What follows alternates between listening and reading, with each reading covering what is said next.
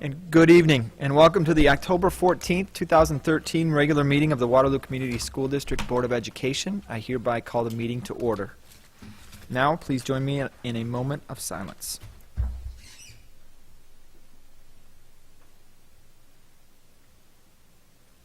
Thank you. Now please rise and join me in the Pledge of Allegiance. I pledge allegiance to the flag of the United States of America and to the republic for which it stands, one nation, under God, indivisible, with liberty and justice for all. Thank you. And I'll read the school district's mission statement. The Waterloo Schools community commits to a comprehensive system of education and support to assure that each and every student will graduate prepared for college, career, and citizenship, as evidenced by continuing education, pursuing a career path, and contributing to a community. Now is the time in our meeting agenda where we hear from any individuals or delegations. And we've got a student here from Scouts, and I talked to him before. He may give us a brief update on what he's doing, but would anybody else like to address the board first? If not, I won't go ahead and read the card, but I'll just ask the young man to come forward and just give us a brief summary of what project you're working on. And push that button on the microphone. That green button there. Okay. Yes. Is it on? Okay. If the light's on, Yeah. it'll work. Okay, my name's Devin Wood with Boy Scouts of America Troop 2. I'm here with Central Middle School. I'm here for Boy Scouts doing a citizenship in the community merit badge. What I'm doing is I come here to the Board of Supervisors meeting, or no, that was my last meeting, right? Board of Directors. No. Board of Directors. Yep, the school board. That was my last meeting. I'm here to note how I can act in a community and show proof that I've been here to help educate my school. Yes, that's what I'm doing here. Okay. Good Oh, to have great. Well, thank you Thank for you. being here. Yeah. Do And- you need us to sign your program? After the meeting, please. Okay. Is your mom with you? Yes. Okay, correct. Well, Welcome. welcome to both of you. In this process, we have a pretty short agenda on our school board meeting tonight, but we can all talk to you maybe afterwards as well, kind of on what we do. And we've got a number of school board members here and also administrators that all have sat through a lot of school board meetings and can talk about the process too, kind of the good and the bad and everything in between. So we'd be happy to do that. Someone here's been setting through them for 22 years or so. Yes. He'd be happy. Well, and in your case, 32. correct? 32. Yes. Yes. Well, again, welcome. We're glad you're here. Yes. We will next move on to the consent agenda, which tonight consists of the minutes of our last regular school board meeting on September 23rd. Also personnel appointments and adjustments, bills due and payable between board meetings, and finally destruction of audio tapes and minutes of closed board sessions, and those mostly expulsion hearings and some superintendent evaluations. All of those closed sessions are recorded for 1 year. And this is just the board approval to destroy the old tapes that are well beyond a year. Are there any items on the consent agenda that board members wish to be removed? Item B? Okay, that's personnel appointments and adjustments. And any others? And I'll ask that item C, the bills due and payable between board meetings, be removed because I'll abstain on that one. Anything further? If not, then I'd entertain a motion to approve the consent agenda with the exception of items B and C. So moved. Thank you. And a second? Second. Okay, moved and seconded. Any discussion? If not, all those in favor, please say aye. Aye. Opposed, nay. And the chair votes aye, motion carried. That takes us to Exhibit B on page 4, and the recommended motion is that the Board of Education approve the personnel items as listed. Put that motion on the table. So moved. Thank you. And a second? Second. Okay, in discussion. Deb, I was going to call you, and I think you called under the classified, that 2 people are replacing 1. Is that typical? Right. Well, actually, what happened, the individual at the last minute decided not to take the job. Oh, But the personnel action form had already been moved forward, so yes. Okay, so which one is replacing Dennis? Garcia. Garcia, okay, so this one is not, okay. That's the only question I had, because I thought, How did that how happen? did that happen? Yes. Yes, okay, that is my only question, thank you. No, And I just have a question about the culinary arts teacher. Is that just a .33rd position? Actually, it was a .6. Point And there are six? two individuals who are going to be filling that .6. This individual serves us in another capacity, and he is a chef. So he'll be taking 2 classes, and the other individual is the chef of a area golf course, and he will be taking the other 2 classes. Oh, that's wonderful. It is very wonderful. Yes. Okay. Yeah, I Okay. think Dan Ankrum was at, with the Center for the Arts. They had the restaurant there. He was a Yes, chef there. we're waiting for the other individual to be cleared, and then he will join us as well for the other 2 classes. And he has had a lot of experience in working with our students in the past in the culinary arts competition. So we're looking forward to wonderful things in our culinary arts program there. Yeah, they're going to both bring quite a few things Good to the table. experience and Yes. excitement. I have a question regarding the 6 special needs paras, the new hires. Mhm. 2 of them are not replacements, but I only see 1 leave of absence and 1 resignation, so somewhere between 2 and 4 add.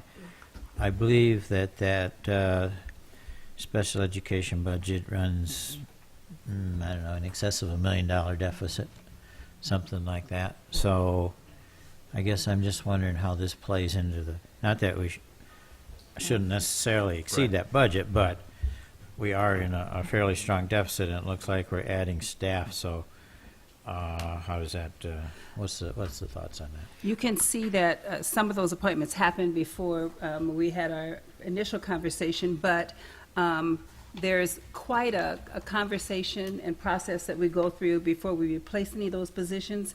If they are critical needs, then we move ahead in that vein. It depends upon the exact position and the skills that are required for the individual. One example would be level 3 BD positions that require a certain level of skill for an individual to serve in that capacity. Dr. Barney could probably speak more to the process that we're using, but we're totally on the same page in terms of being very diligent to determine whether we fill a position. Tonight's agenda will represent the last hiring last you'll one. see in quite some time in special ed. So over the course of this school year, we're going to be able to, by moving people around, be able to cover those critical positions.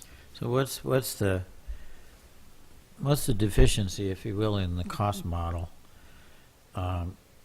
such that it doesn't provide enough staff, apparently, that we feel is needed? Well, we're doing a little more research on this so that when we present you the budget report that I'm wanting to do in a few weeks, Dr. Barney right now is looking at all the UENs because they've got similar numbers of young people percentage-wise in special ed, and it is kind of a trend around the United States that we're required to do way more by federal law than we're given resources to do, but we don't want to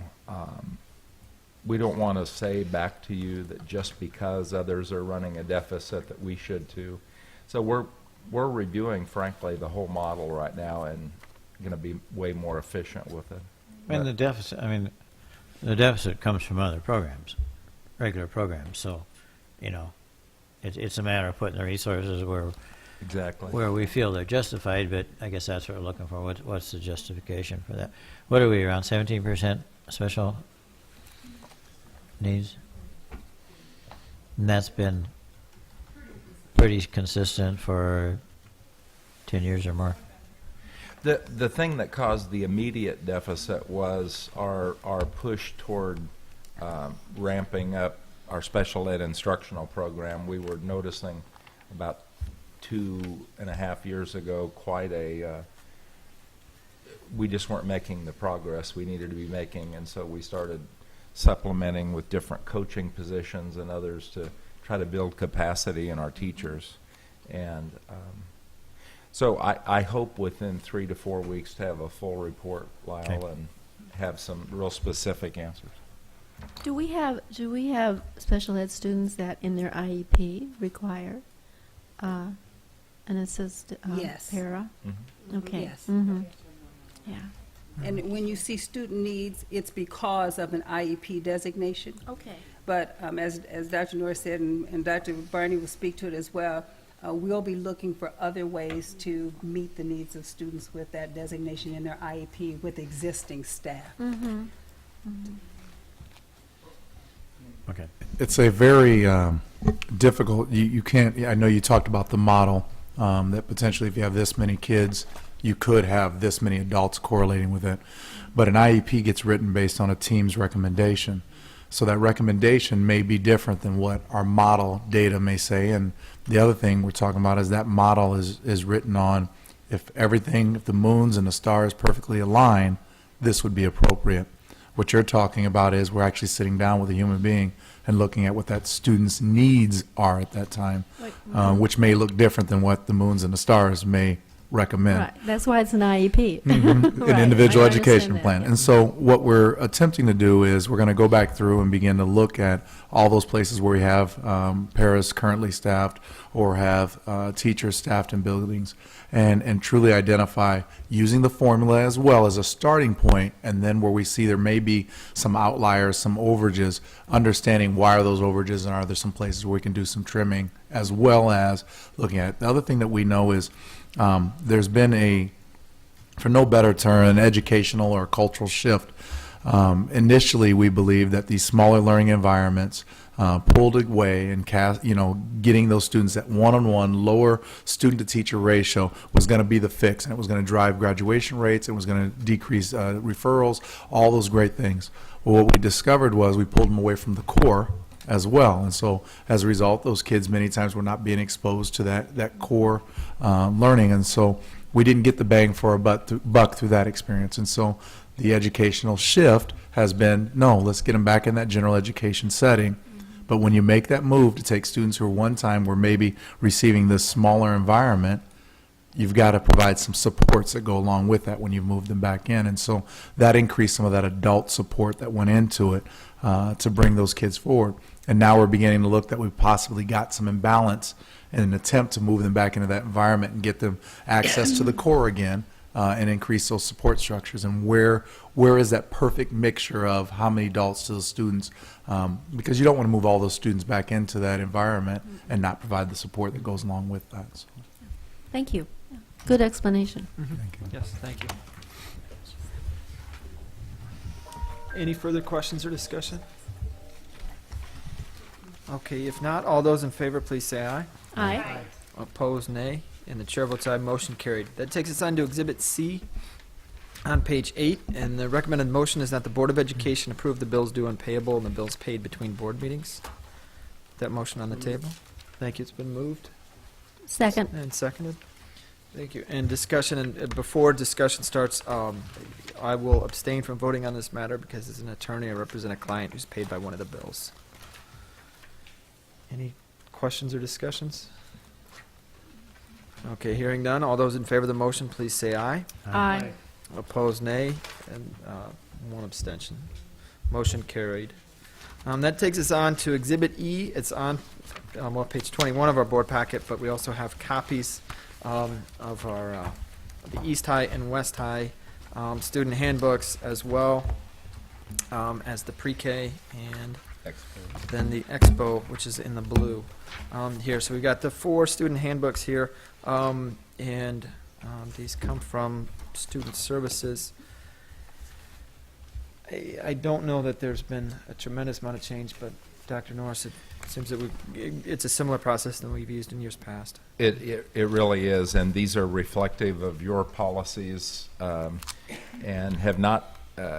There have not been huge changes, but since this is the first time you've seen these tonight, we want you to take them home, digest them a little bit, take some time, and then Coral will be available to answer any questions you have. We're just, every year they try to make things a little more clear.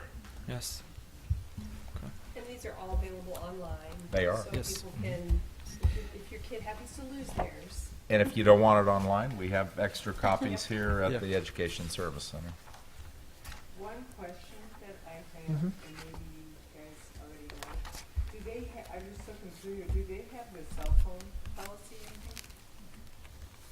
Or, I think so, I don't know. no, I was just wondering, I wouldn't read it.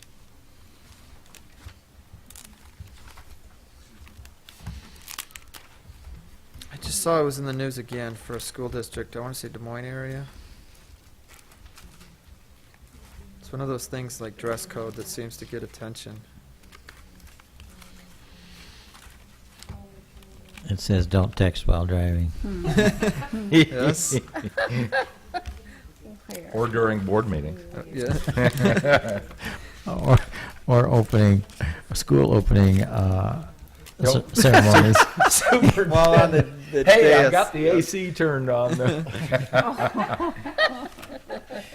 Terry Trask announced at the opening, the reason why Dr. Norris was On his over phone. messing around with his cell phone is because I was Getting a turning hold of on Marty the air- Metcalf. Getting a Yeah. hold of Marty Yeah. Metcalf. It was so funny. I don't even think anybody would have noticed.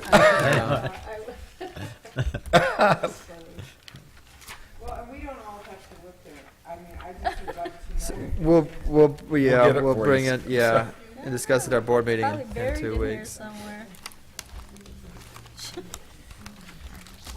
And Deb and I apologize, because usually our board meetings are much more focused, sometimes controversial, or I have people talking about issues. And tonight's meeting, well, I shouldn't apologize, maybe it's a very good thing, especially for your mother, too. It may get you in and out of here more quickly.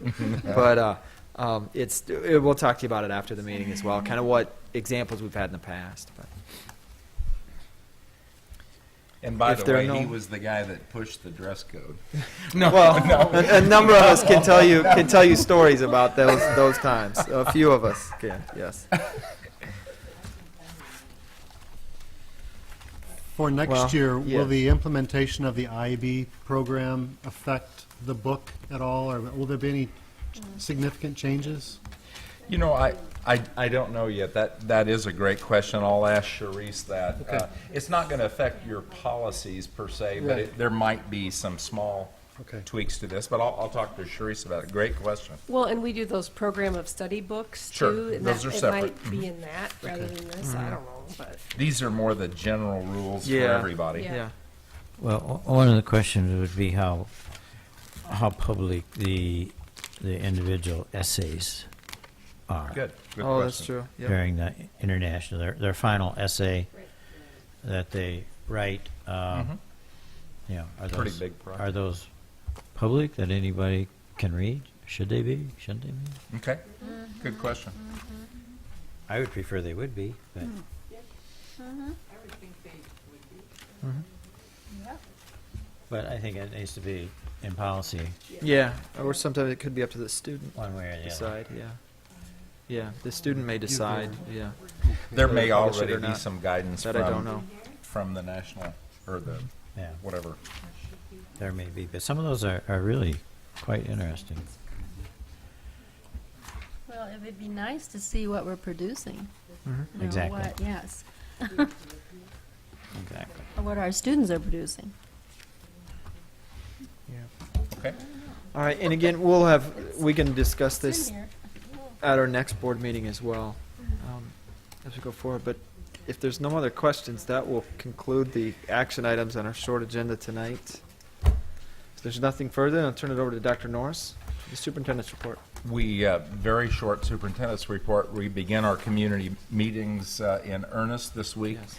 And there's a couple this week, and we appreciate all of you volunteering to come to one or more of the meetings. I think it'll be, you know, you never know whether there'll be 10 people at a meeting or 100 or whatever. We'll deal with whatever we get. And the important thing is that we're all out there trying to engage the community and get their feedback. And there'll be, the format is, there'll be a presentation and a PowerPoint that some of you may have proofed. And then we're going to have a panel at each one, a very informal panel of people that went on some of the visits just to take questions from the community. So that's the format. Also, this weekend, two great Education Foundation events, the Trick or Trot, which was a 5K, 1K race, and I think they had 370 or 80 participants, which was literally amazing, and great participation. And then Sunday, we reopened the Hoover Observatory, and I think I saw Mike there and Lyle, and we appreciate you guys being there, and we appreciate the teacher that applied for the grant, Miss Knievel. Yeah, very And dynamic. Yeah, by the she way, was you great. know what her father's, no, I'm not going to go there. He jumped over the No, his name was Ebel. Evil. No. I get it. evil past you. Yes. Oh, never mind. Okay, anyway, yeah, we don't normally act like this. He's trying to explain the joke. We don't know. Anyway, what a great recognition, but also attendance. There was probably 100 people there Yeah, yesterday at that's the great. opening the observatory. I didn't realize the Shirey connection, which was Yeah, cool, that was neat. that Mr. Shirey gave some money at one time to place the telescope from west to Hoover, and it's just a neat thing. I intend to go over and do some evening whatever. Lyle told me yesterday that he was given a key to the observatory, and when they would announce it on was it a weather forecaster, Lyle? Yeah, it was a while ago. It was when Craig Johnson was the Yeah. meteorologist, and whenever there was a planet that was in particularly good viewing, or Saturn, you could see it. They would announce on there, and they kind of dropped that, and I whined about it, and so they basically said, "Well, here's the key. You open it up," and I did. And I did, and and then I don't know, it just kind of faded away. But speaking of that, I think it's November 4th. There was 2 dates mentioned on the news item that it's going to be open to the public. I think it was November 14th. There was November and December. I don't have and the December dates, but- 12th, I think. I don't remember. We'll get those dates. But we should let people know, because it's just a very nice facility, and it ought to be used as much as possible. And so I don't know if those are special dates because there's something special to see, or they were just convenient. I don't know.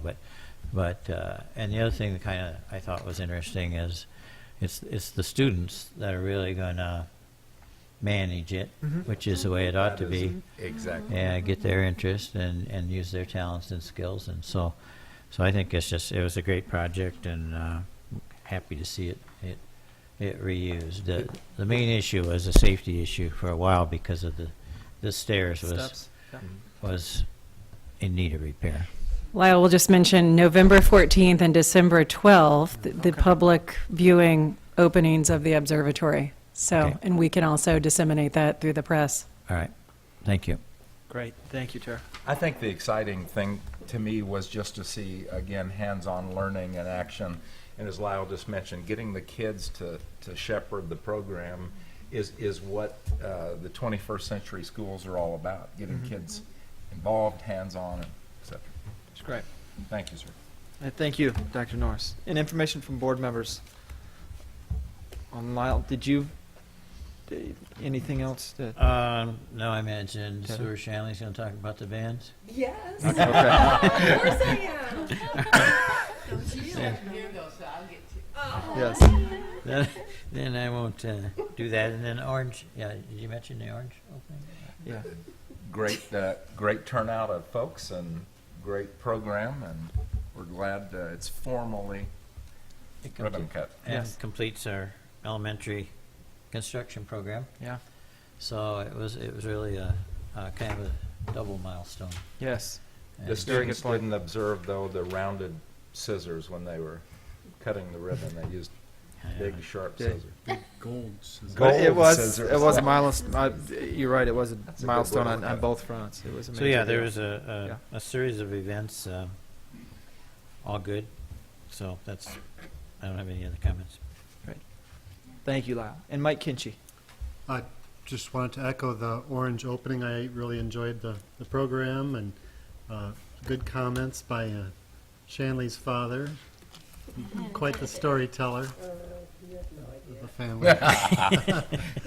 And would like to maybe attend one of these viewings for the observatory as Oh, well. that's- So Also, when are the dates for these meetings? You want to publicize those?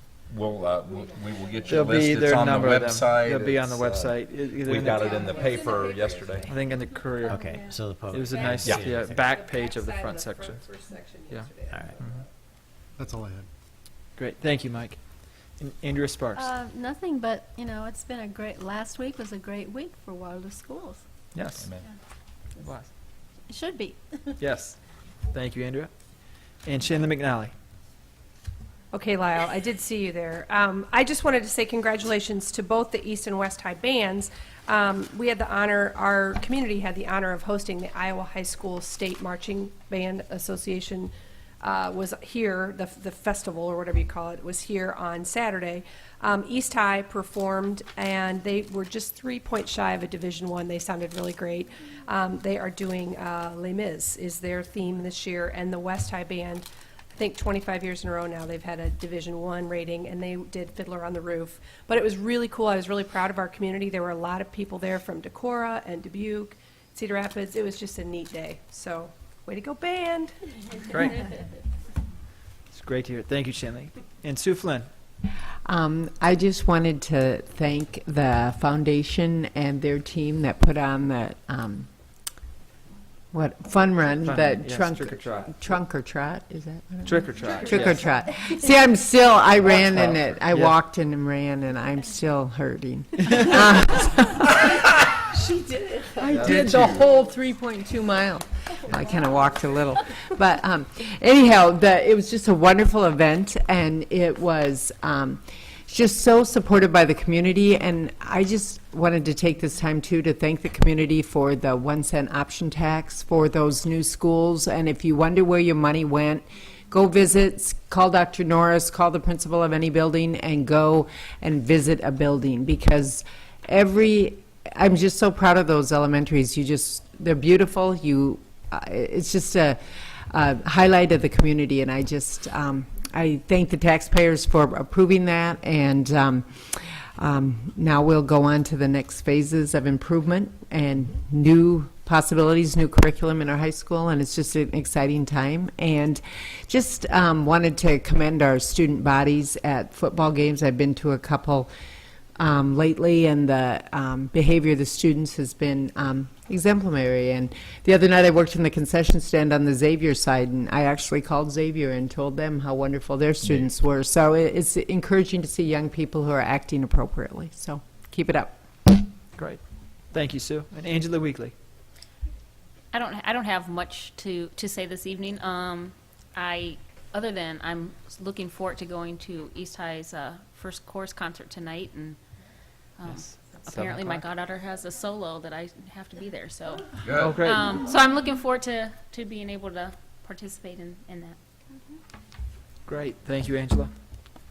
I found the cell phone. Okay, and Yeah, we do have an update. Okay, we found the cell phone Page section 38 38 in the and west, 30, not, 36 37. in the east, or 37 in the east. show that to my daughter. Okay.